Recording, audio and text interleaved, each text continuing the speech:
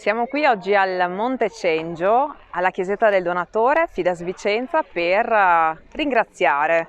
Pensieri e parole di Chiara Peron, presidente di Fides Vicenza. Si parte da qui, da una giornata straordinaria che ha il suo centro di gravità nella storica chiesetta del Donatore del Monte Cengio, dove nel fine settimana si sono riuniti oltre 300 donatori di sangue, presenti con i labari di gruppi e zone dell'associazione, per celebrare la Santa Messa e rinnovare la propria promessa. Sono loro i donatori i protagonisti di questa giornata, sono loro i donatori che Chiara Peron ringrazia.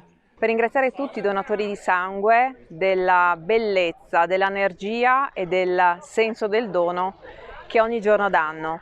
Ci ritroviamo sempre, ogni ultima domenica del mese di giugno, per un momento di riflessione e anche di socialità.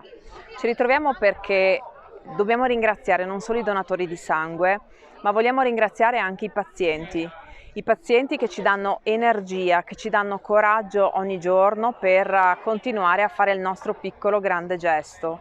Noi lo facciamo per loro e lo facciamo per cercare di dar loro fiducia, di dare loro un senso di vitalità, perché grazie al nostro piccolo dono del sangue e del plasma loro possono vivere, possono avere una speranza di vita.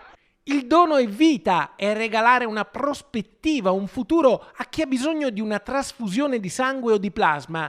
Oltre 18.000 donatori di sangue che aderiscono a Fides Vicenza ogni giorno garantiscono l'autosufficienza al sistema sanitario vicentino, un tesoro inestimabile di cui chiunque potrebbe aver bisogno.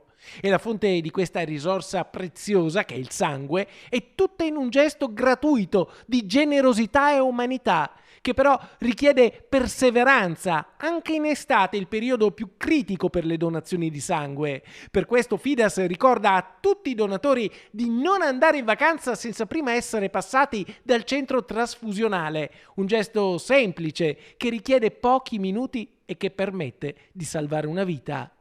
Rinnovo a tutti i donatori di sangue l'impegno forte di non abbandonare i centri trasfusionali, ma di andare a donare prima di andare in vacanza. Lo so, il caldo è per tutti, magari a qualcuno dà un po' più di fastidio, ma proviamoci.